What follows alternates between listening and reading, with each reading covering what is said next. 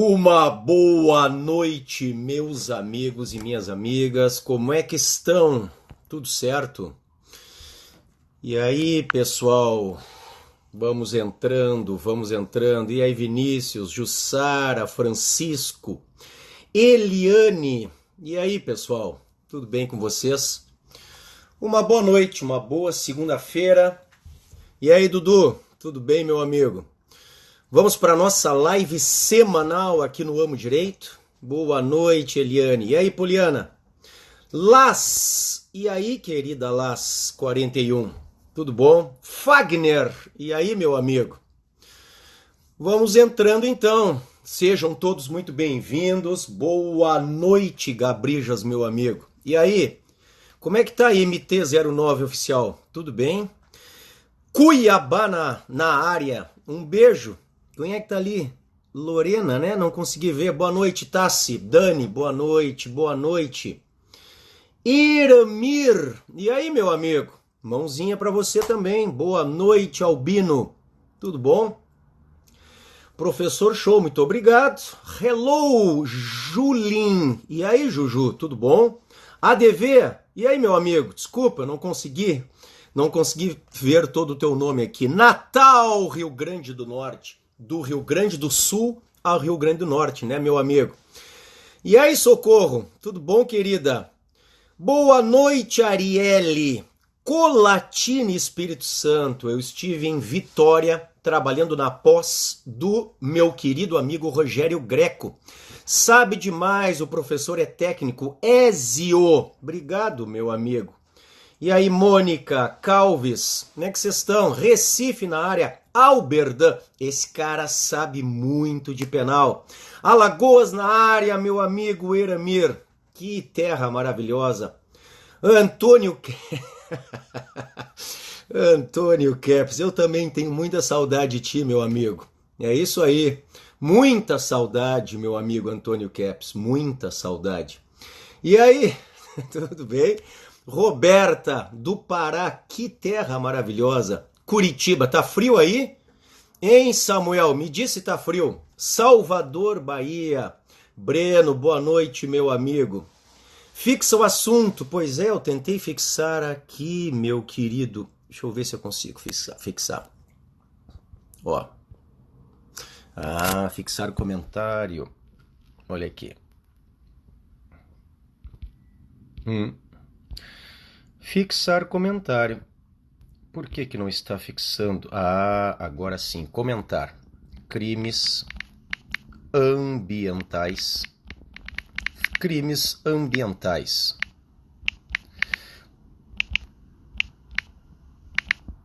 Crimes ambientais. Com o arroba Prof. Alexandre Salim. Vamos lá? Olha lá. Crimes ambientais com Prof. Alexandre Salim. Por que não comentou? Comentou, né? Crimes ambientais com Prof. Alexandre Salim. Bom, nós vamos trabalhar, Jean, os crimes ambientais, meu amigo, tá? Vamos trabalhar os crimes ambientais. Aqui, ó, fixar comentário. Agora sim. Vai ali, fixado, crimes ambientais com o arroba Prof. Alexandre Salim. Vamos lá, pessoal, vamos trabalhar então. Rio Grande do Sul. E aí, Rodrigo M. Flores, meu querido amigo, futura autoridade policial. Como é que tá, Salim Top? Quem é que tá ali? Sítio Mônaco. Você tem que ficar lá, professor. Aonde, meu amigo? Ficar aonde? Me diz. Hein, Josélio? Vamos lá? Crimes ambientais com o arroba Prof. Alexandre Salim. Pessoal, esse assunto eu escolhi para nós conversarmos hoje, porque é um assunto que está em pauta, em face de tudo que está acontecendo na Amazônia, em face das queimadas. Vamos conversar um pouquinho sobre isso. Então, para os colegas que estão estudando aí, estão estudando para concurso, fixar, já está fixado, meu querido Matheus. De onde é que tu é, Matheus? Hein? Pois é, Gia, exatamente, em face das queimadas. Então, este assunto, para os colegas que estão se preparando para os concursos públicos, para os colegas que estão se preparando para a OAB, para os colegas que estão estudando ainda na graduação, com certeza será tema das próximas provas. Concursos, OAB, nas universidades. Coronel Fabriciano, Minas Gerais, sabia que era gente boa. Coisa boa essa terra de Minas Gerais aí. Então vamos lá. Aqueles colegas que estão estudando aí, já peguem a lei dos crimes ambientais para vocês já irem se preparando para a vida, como diz a minha amiga Vani. Como eu fico feliz de ver a Vani. E aí, Vani? Tudo bem, querida? Tudo bom, Larissa? Vamos lá, Wellington, meu amigo, 1972, ano do meu nascimento. E aí? Vamos lá então. Abram a Lei 9.605 de 98. A Lei dos Crimes Ambientais. 9.605 de 98 e vamos trabalhar com ela. 9.605 de 98. Bom, antes de mais nada, amando seus livros. Que bom, Vani. Qualquer dúvida me avisa, né? Sabe que a gente está junto aí nessa preparação, tá? Vamos lá. Professor, a possibilidade excludente de ilicitude em crimes ambientais? Claro que sim, Ézio. Eu vou falar sobre isso. Está expresso na lei. Mas vai aproveitando, Ézio, e lê o 37. Lá está o estado de necessidade, que é uma causa de exclusão da ilicitude. O fundamento constitucional, pessoal, para a existência de uma lei que criminaliza fatos contra o meio ambiente, direito criminal, saudações, meu querido amigo. Que perfil bacana esse aí também, tá? Vamos lá, a gente tá junto. O fundamento para uma lei que criminaliza condutas contra o meio ambiente está no artigo 225 da Constituição. Então nós vamos começar lembrando que há um fundamento constitucional. O artigo 225, ele traz o capítulo do meio ambiente. No parágrafo 3º do artigo 225, nós temos lá que condutas lesivas ao meio ambiente sujeitarão os infratores, sejam eles pessoas físicas, sejam eles pessoas jurídicas, a consequências que são sanções penais e administrativas. E aí diz no final, sem prejuízo da reparação do dano. Então é claro que nós temos sanções civis também. Então, na verdade, para os infratores, sejam eles pessoas físicas ou pessoas jurídicas, há sanções penais, sanções administrativas e sanções civis também com a reparação do dano.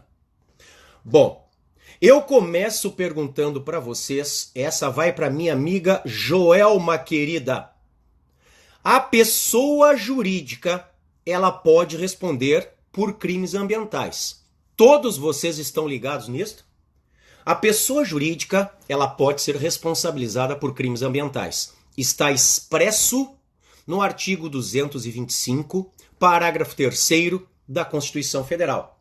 Vem também disposto no artigo 3º da Lei dos Crimes Ambientais, a Lei 9.605 de 98.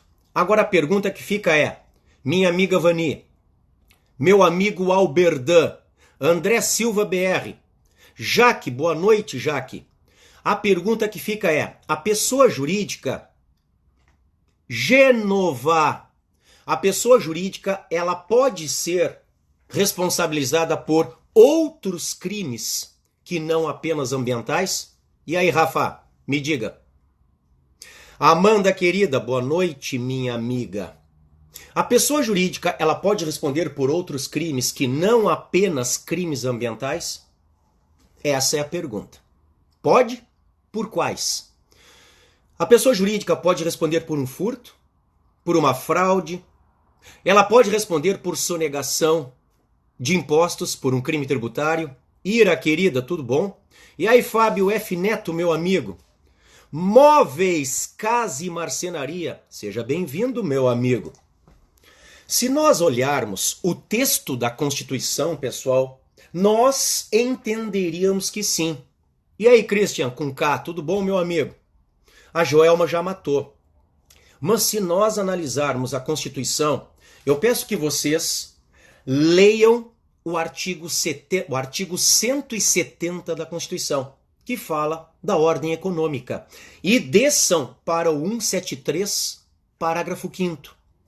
Pela leitura do 173, parágrafo 5º, nós chegaríamos à conclusão de que a PJ, a pessoa jurídica, o ente artificial, pode ser punido também por crimes contra a ordem tributária, por crimes contra o sistema financeiro nacional e por crimes contra a economia popular. Leiam. Se não tiverem a Constituição aí, anotem. Artigo 173, parágrafo 5º da Carta Magna. Eu falei em crimes contra a ordem econômica, crimes contra o sistema financeiro nacional e crimes contra a economia popular. A Constituição dá em abstrato esta autorização, dizendo a pessoa jurídica pode ser responsabilizada nestas 3 esferas. E nós, meus amigos e minhas amigas, temos já as 3 leis no Brasil. Nós já temos uma lei dos crimes contra a ordem econômica, é a 8.137 de 90. Nós já temos crimes contra o sistema financeiro nacional, é a lei 7492 de 86.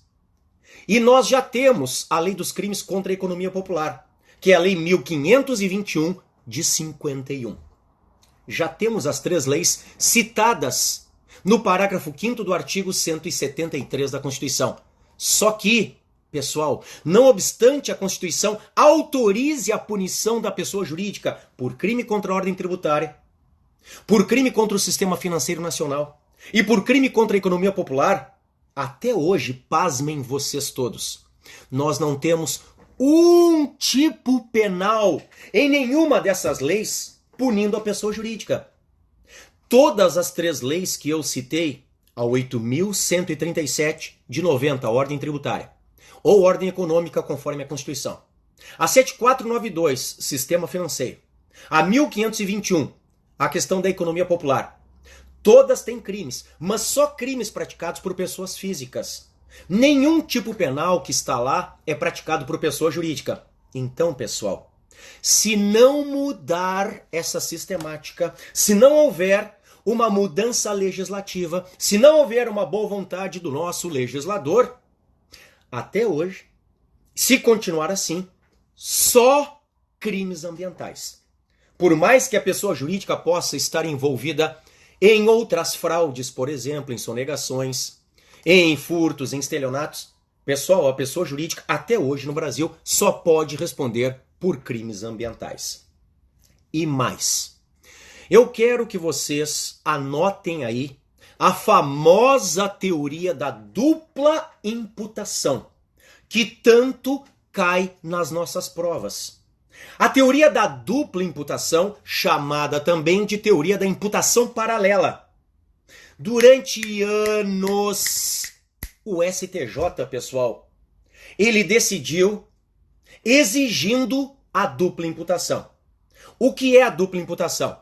O STJ, acolhendo teses defensivas, dizia o seguinte: nós, membros do Ministério Público, só poderíamos denunciar, ou seja, acusar uma pessoa jurídica por crimes ambientais, se nós acusássemos também a pessoa física responsável pelo comportamento previsto como crime ambiental. Você me entende? Isto é a dupla imputação, ou a imputação paralela. O MP só podia denunciar, processar uma pessoa jurídica se processasse também a pessoa física, em tese responsável pelo comportamento previsto como crime ambiental na Lei 9.605 de 98. Pensa comigo, eu quero que você acompanhe comigo a nossa atividade de fiscalização, de investigação de crimes ambientais. Então, dos promotores, dos procuradores da República, das autoridades policiais. Olha aí, Rodrigo M. Flores. Vamos imaginar que o rio amanheceu verde. Os peixinhos boiando no rio, centenas de peixes. Não é difícil constatar da onde saiu aquele lixo tóxico. Uma perícia simples vai apurar, saiu do duto tal, saiu do cano tal, saiu do lixo tal. Então nós vamos chegar à pessoa jurídica. Agora, para a teoria da dupla imputação, se eu não chegasse também à pessoa física, que por exemplo abriu o duto por onde escoou o lixo tóxico, eu não podia processar a pessoa jurídica. Se eu não identificasse a pessoa física e incluísse na minha investigação e depois na minha denúncia, eu não poderia processar a pessoa jurídica pela prática do crime ambiental. Esta é a ideia da dupla imputação. E assim as coisas estavam, anos a fio, pessoal, e as nossas denúncias no MP sendo rejeitadas lá no STJ, dizendo que o STJ há necessidade da dupla imputação. Se não processar pessoa jurídica, não podia processar também pessoa física. Até que nós temos uma luz no fim do túnel, felizmente, né? Porque cá para nós, este entendimento que vigorou anos no STJ sobre a dupla imputação, ele só contribuiu para duas coisas. Para a impunidade e para degradar o meio ambiente. Impunidade e degradação do meio ambiente. Porque, convenhamos, se eu nunca chegasse à identificação da pessoa física, eu não podia processar a pessoa jurídica. Impunidade. Impunidade, pessoal. Vem o STF e, por favor, alguém anota para mim aí? RE maiúsculo de recurso extraordinário, RE 548181. Alguém anota para mim?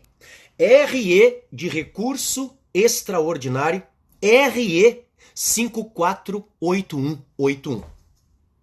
Se eu estou falando de RE, eu estou falando de recurso extraordinário. Então, no âmbito do STF.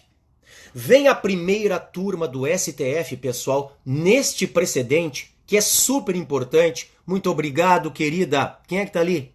A Lima Cimete. Olha ali, RE 548181. Matou. É esse mesmo. Obrigado, Joelma, querida. O STF, pela sua primeira turma, vai dizer: não há necessidade da dupla imputação. Não há necessidade da dupla imputação. A Constituição, no artigo 225, parágrafo 3º, não exige, Rafa, dupla imputação. Isto significa, olha ali que legal, Tamp Jeans Deluxe. Hein, Sara, querida? Não precisa da dupla imputação. E isso, felizmente, pessoal, faz escola no STJ. E as decisões que se seguem ao RE 548181 vão dizer, como o STF diz que não precisa mais da dupla imputação, nós aqui do STJ deixamos de lado, abrimos mão da dupla imputação. Como é que as coisas estão hoje? Se eu quiser denunciar uma pessoa jurídica isoladamente por crime ambiental, eu posso.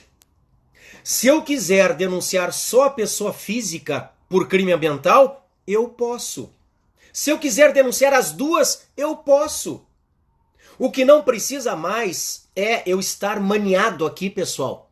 Eu estar engessado. Ou processa as duas, ou não processa ninguém. É o absurdo dos absurdos, que felizmente caiu. Então, se nos perguntarem, há necessidade da dupla imputação? A nossa resposta é não. Não há mais. Mas você tem que saber o que é a dupla imputação. Porque isto continua caindo nas provas, tá? Bom, eu tô vendo vários chegando aí, sejam todos muito bem-vindos. Vocês estão vendo o aviãozinho ali embaixo, né? Ali com o aviãozinho é fácil, se vocês souberem que há alguns amigos que curtem o penal, que curtem o direito penal ambiental, que curtem crimes ambientais, que querem aprender mais sobre este fascinante ramo do direito, é só marcarem, não precisa nem mandar a mensagem. Marquem que eles automaticamente começam a fazer parte também da nossa live, tá? Os que estão chegando, sejam todos muito bem-vindos. Eu sou o professor Alexandre Salim, eu sou membro do Ministério Público no Rio Grande do Sul e nós, eu já fixei ali, estamos conversando sobre crimes ambientais. A Lei 9.605, ela traz, portanto, a possibilidade... Caleb, meu amigo, que saudade, Caleb! A Lei 9.605, Caleb, ela traz a possibilidade, então, de nós denunciarmos tanto pessoas físicas quanto pessoas jurídicas, conforme o artigo 3º. Rafa, um beijo, meu amigo Rafa, obrigado. E aí, Richard, chegou na hora boa, então. Aí eu pergunto para o Richard, quem é a vítima dos crimes ambientais? Porque agora você já sabe quem é o sujeito ativo. Eu quero que você me diga agora, por favor, escrevam aí, pessoal, quem é o sujeito passivo. Isso aí, Joelma querida, 9.605, mas é de 98, não é de 96, tá? Abrão, essa é pra você, meu amigo. Escrevam aí, pessoal, quero ver o primeiro que acerta. Quem é a vítima? Quem é o sujeito passivo dos crimes ambientais? Eu vou dar uma pista para vocês. A Joelma é boa em direito penal, hein? Olha ali, tá certo também em sociedade, meu amigo. Mas o mais técnico é você dizer coletividade, tá? Tá bom, Matheus? Tá bom, querida Lima? Olha ali.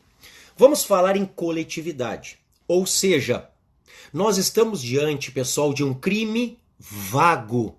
Anota para mim, Rafa, aí, por favor, meu amigo. Crime vago. Todos ligados no que é o crime vago? Sara, querida, é coletividade. A vítima é a coletividade. O sujeito passivo é a coletividade. Nós estamos diante de um crime vago. Anota aí, Rafa. O crime vago é aquele que tem um sujeito passivo indeterminado. No crime vago, o sujeito passivo, ele é composto por um ente coletivo sem personalidade jurídica, pessoal. No crime vago, o sujeito passivo é indeterminado. No crime vago, quem é que tá ali? Jaina, querida. No crime vago, o sujeito passivo é um ente coletivo sem personalidade jurídica. Então é muito comum nós ouvirmos a vítima é a coletividade. A vítima, como muitos de vocês escreveram corretamente, tá? É a sociedade. A vítima é a família. Se ouve, né? Ah, quem é a vítima? É a família. Então, por exemplo, um crime contra a honra de morto, uma calúnia contra os mortos, que é punível na forma do artigo 138, parágrafo 2º do Código Penal. A vítima não é o morto. O cadáver não é vítima no Brasil. A vítima é a família do morto. Então, quando nós temos um ente coletivo sem personalidade jurídica, nós temos, Ludmila querida, um crime vago. Tá, pessoal? Já sabemos, então, o fundamento constitucional. Artigo 225 da Constituição. Já sabemos quem é o sujeito passivo e já sabemos quem são os sujeitos ativos, tanto pessoas físicas quanto pessoas jurídicas. Vamos falar um pouquinho, meu amigo Vinícius, Adri, vamos falar um pouquinho agora da pena. Porque se nós observarmos as penas, elas são sobretudo penas alternativas. É muito difícil nós termos aqui a aplicação de pena privativa de liberdade, a não ser que a condenação seja muito alta. Porque os crimes ambientais, minha querida Priscila, os crimes ambientais, muitos têm pena baixinha, e eu já vou falar da 9.099. Portanto, há possibilidade de substituição da pena de prisão, que nós chamamos de pena privativa de liberdade, por penas alternativas, as penas restritivas de direitos. Há esta possibilidade. Sabe qual é a grande pegadinha das provas, pessoal? Se nós compararmos o artigo da Lei dos Crimes Ambientais, que fala da substituição da pena privativa de liberdade por restritiva de direitos, que é o 7º, e compararmos com o artigo do Código Penal que diz a mesma coisa, que é o 44, e aí, Dani, querida, tudo bom? Nós veremos que há uma grande pegadinha nas provas. E aí, Claire Pimenta, tudo bom, querida? Vamos lá. Nós veremos que há uma grande diferença. Na verdade, é uma pegadinha. A diferença é tênue, a pegadinha é grande. Se você observar o 44 do Código Penal, ele vai aceitar a substituição quando nós temos crimes dolosos, praticados sem violência ou grave ameaça à pessoa, desde que a condenação não seja superior a 4 anos. Então a condenação é igual ou inferior a 4.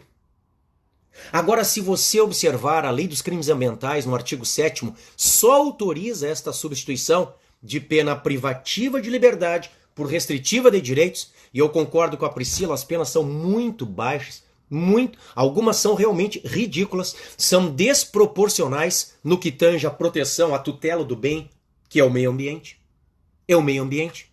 Alguém disse o meio ambiente é a vítima. Não, a vítima é a coletividade. O meio ambiente é o que se tutela, é o bem jurídico defendido, tá? Então vejam, se nós observarmos o artigo 7º, ele autoriza a substituição desde que a pena privativa de liberdade seja inferior a 4 anos. Então, enquanto o Código Penal fala igual ou inferior a 4, a Lei dos Crimes Ambientais fala inferior a 4. Veja, uma condenação a 4 anos, desde que presentes os demais requisitos, autoriza a substituição no Código Penal, artigo 44. Mas já não autoriza na Lei 9.605 de 98, porque tem que ser menor do que 4. Tá? Pegadinha. Outra pegadinha, pessoal, diz respeito às agravantes. Se nós observarmos a Lei dos Crimes Ambientais, a Lei 9.605, e aí, Aninha querida, tudo bom? Recife na área, um beijo para essa terra maravilhosa, tá? Se nós observarmos a Lei dos Crimes Ambientais 9.605 de 98, ela traz agravantes e atenuantes. As atenuantes no 14 e as agravantes no 15. Baita pegadinha, Francisco, é isso aí. Bom, no 15 nós temos as agravantes. Dentre o vasto rol de agravantes, eu quero chamar a atenção de vocês para 3. Se o crime ambiental for cometido à noite, em domingo ou em feriado. Sabe o que os concursos pedem? Sabe o que a banca FGV pede na prova da OAB? Coloca assim: se o crime ambiental for praticado aos sábados e domingos. E aí o candidato, pô, domingo, feriado ou não? Ah, tá certo. Não, tá errado. Não tem nada de sábado. Praticar crime ambiental ao sábado não agrava a pena. O que agrava a pena é praticar crime ambiental aos domingos, aos feriados, à noite, mas não aos sábados e domingos. Cuidado com esta pegadinha. E mais, vários crimes em espécie, que estão na parte especial da Lei 9.605 de 98, também vão trazer majorantes se o crime é praticado à noite, em domingo ou em feriado. E aí você tem um conflito aparente de normas penais. Porque você tem a majorante ou causa de aumento de pena, trabalhada pelo juiz na 3ª fase, versus a agravante, que está no 15 e é trabalhado pelo juiz na 2ª fase. Aqui vai uma dica para vocês em direito penal que vocês vão levar para o resto da vida. Isto vale sempre. Quando nós tivermos um conflito entre majorantes e agravantes, prefiram as majorantes. As majorantes, ou causas de aumento, preferem as agravantes. Então, se o crime já traz uma majorante à noite, em domingo ou em feriado, você não aplica a agravante. A majorante prefere a agravante. Vamos lá então. Pergunta para vocês e eu quero a participação de vocês. Qual é a ação penal que nós utilizamos para processar crimes ambientais? Tem regra? Tem alguma exceção? É uma só para todos? Qual é a ação penal que nós usamos para processar crimes ambientais? Hein? Boa, Priscila querida, a majorante prevalece. Um beijo, minha amiga, é isso aí mesmo. Olha ali, o Gilson já matou. Quem está em dúvida, mas está com a Lei dos Crimes Ambientais aberta, a 9.605 de 98, veja o 26. O 26, ele é claro, dizendo que todos os crimes ambientais são processados por ação penal pública incondicionada. Todos os crimes ambientais são processados por ação penal pública incondicionada. E como eu disse há pouco, vários dos crimes ambientais têm pena pequenininha, criticada inclusive pela Priscila, corretamente. A pena é pequenininha. O que você tem que lembrar? Que pode caber transação penal ou pode caber, e essa é para ti, Vani, querida, a suspensão condicional do processo. Aí eu pergunto para vocês, qual é a primeira coisa que nós temos que ver para análise da transação penal? Qual é a primeira coisa que nós temos que ver para análise da suspensão condicional do processo? Porque tanto a transação penal, artigo 76 da 9.099, quanto a suspensão condicional do processo, artigo 89 da 9.099, exigem outros requisitos. Mas a primeira coisa, o primeiro requisito, a primeira vista, qual é a primeira coisa que nós fazemos? É analisar a pena. Para transação penal, esqueçam as contravenções agora. Eu tenho que ver o quê? No que tange a pena. Para transação penal, eu tenho que ver o quê? Me ajudem. Para transação penal, eu tenho que ver a pena máxima ou a pena mínima? E qual é o quantum? E aí, Joelma, querida? Vamos lá. Tá acertando todas, Joelma. Tô gostando de ver. Gilson, meu amigo. Vamos lá. Pena mínima é para a suspensão condicional do processo. Gabrijas, meu amigo. Gabriel Bergman. Pena mínima de 1 ano é para suspensão condicional do processo. Claire Pimenta. Pena mínima é para suspensão condicional do processo. Agora eu gostei. A Joelma não é a Rauma. Então vejam. Eu perguntei para transação penal. Para a transação penal, que está no artigo 76 da 9.099, você cuida a pena máxima. A pena máxima não pode passar de 2 anos. Agora, para a suspensão condicional do processo, e o Matheus João já matou, aí sim, você vê se a pena mínima não passa de 1 ano. Então vamos de novo. Transação penal que está no artigo 76 da 9.099. A pena máxima não pode passar de 2 anos. Suspensão condicional do processo que está no artigo 89 da 9.099. Pena mínima não pode passar de 1 ano. Bom, vários crimes ambientais são infrações penais de menor potencial ofensivo. Porque não tem pena máxima maior do que 2.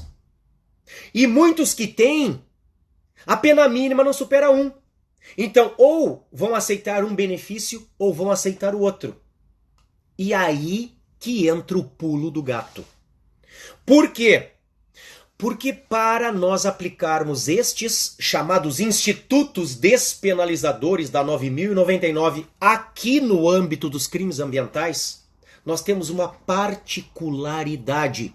Enquanto eu vou falando, os colegas que estão com a Lei dos Crimes Ambientais aberta, repito, a 9.605 de 98, eu peço que leiam em primeiro lugar o 27. O 27 da Lei dos Crimes Ambientais vai falar, pessoal, sobre a transação penal. E quando diz que cabe transação penal, vai exigir, quem é que me diz? Vai exigir a prévia composição de quê? Gilson Camara, meu amigo. Para que se possa ofertar. Eu sou promotor. Você já sabe, eu sou promotor há 20 anos no Rio Grande do Sul. Para que eu possa ofertar uma transação penal em um crime ambiental. A lei dos crimes ambientais, no artigo 27, vai exigir a prévia reparação do dano ambiental. Perfeito, se possível. A prévia reparação, a lei fala em composição do dano ambiental. Da mesma forma, e aí nós vamos agora para o 28 da Lei dos Crimes Ambientais, para que nós, promotores e promotoras, possamos oferecer o benefício da suspensão condicional do processo, você pode pegar, por exemplo, o 28, ali no seu parágrafo 1º, inciso 1º. Você precisa de um laudo de constatação da reparação do dano ambiental. Então, para a transação penal em crimes ambientais, prévia composição do dano ambiental. Para a suspensão condicional do processo em crimes ambientais, o laudo de constatação da reparação do dano ambiental. Respectivamente, artigos 27 e 28 da Lei dos Crimes Ambientais. Legal, né? Bom, pessoal, tudo que eu falei até agora tem a ver com a parte geral da Lei dos Crimes Ambientais. Só que existe toda uma parte especial depois, que começa no 29. A parte especial da Lei dos Crimes Ambientais, ela vai se dividir em 5 seções. São 5 grupos, meus amigos e minhas amigas. Então, crimes ambientais em espécie, contra a fauna, contra a flora, de poluição, contra o ordenamento urbano e o patrimônio cultural e contra a administração ambiental. Vamos de novo então?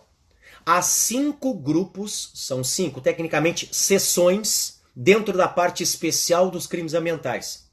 Crime ambiental contra a fauna, crime ambiental contra a flora, crime ambiental de poluição, crime ambiental contra o ordenamento urbano e o patrimônio cultural e crime ambiental contra a administração pública ambiental.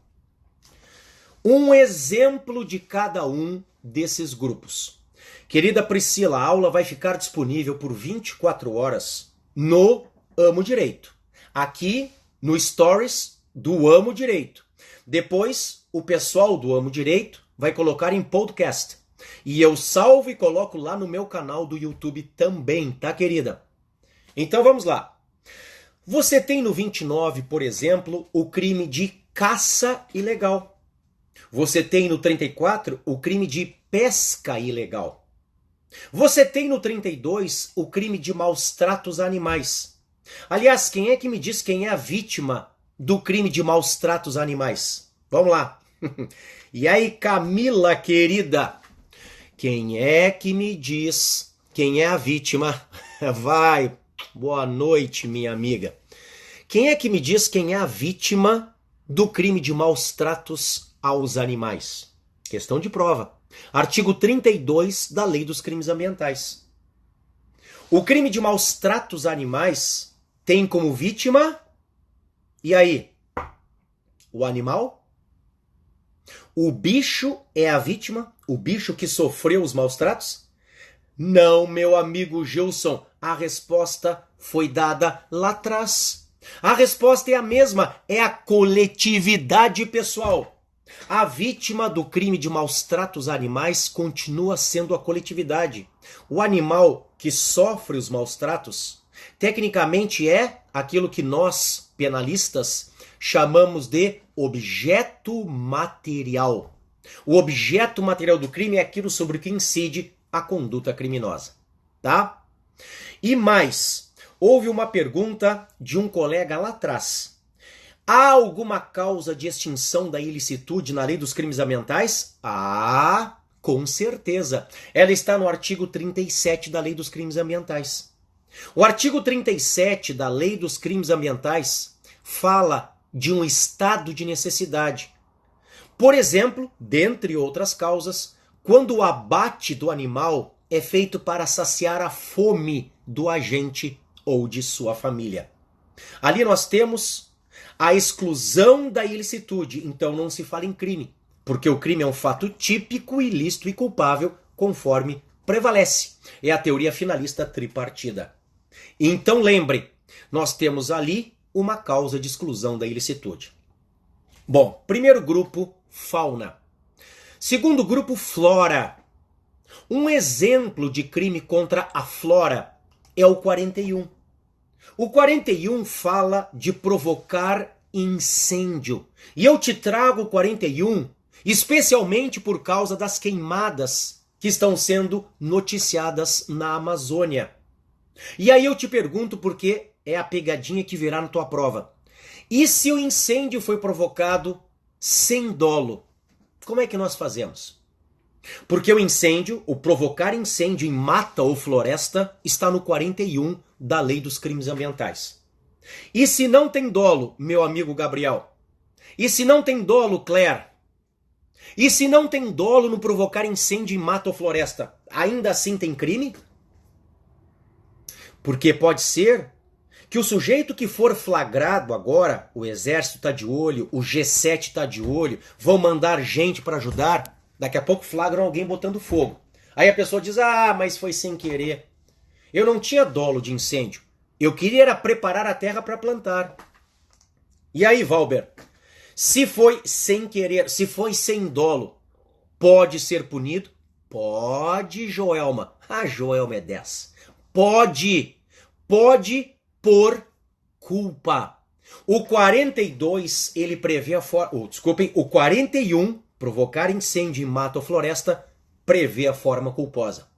Então, o crime pode ser praticado por dolo, no caput, ou por culpa, no parágrafo. Por culpa, leia-se por imprudência, negligência ou imperícia. A imprudência é o agir culposo, a negligência é a omissão culposa e a imperícia é a culpa profissional.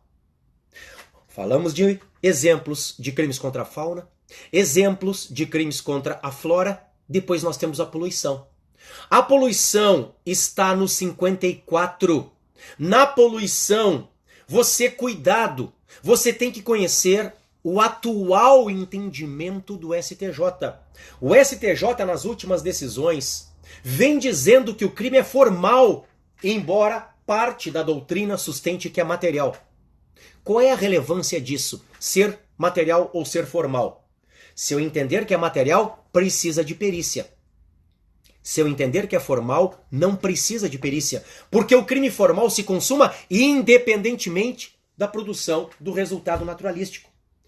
E isto é bom para o meio ambiente, é bom para evitar a impunidade, é bom para reprimir os autores de poluição aos nossos rios. Se o crime é formal, ele se consuma independentemente da produção do resultado. Basta a potencialidade de dano. Se o crime é formal e o STJ vem dizendo que é formal, o mais importante é você lembrar, não precisa de perícia. Isto é unânime, professor? Não, mas é o atual entendimento do STJ, e isso é o que importa. Contra a fauna, contra a flora, de poluição, crimes contra o ordenamento urbano e o patrimônio cultural. E eu quero te lembrar aqui da pichação. A pichação é crime previsto no artigo 65 da Lei dos Crimes Ambientais. A pichação, lá no 65.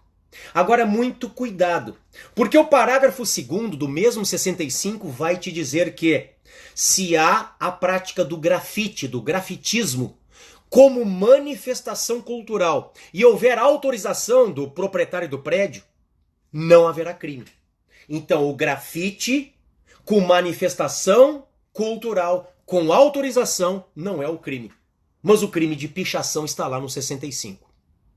Então, contra a fauna, contra a flora, crimes de poluição, contra o ordenamento urbano e o patrimônio cultural, e o último grupo são os crimes contra a administração ambiental, a administração pública ambiental. E ali nós temos, por exemplo, crimes próprios. Próprios são os crimes que não são comuns. Comuns podem ser praticados por qualquer pessoa. Os crimes próprios são aqueles que só podem ser praticados por um determinado sujeito que preencha certas condições que estão no tipo penal. Como, por exemplo, ser funcionário público no 66. O 66 da Lei dos Crimes Ambientais, ele está punindo o funcionário público que presta uma informação falsa, que presta uma informação enganosa, quando de um licenciamento ambiental.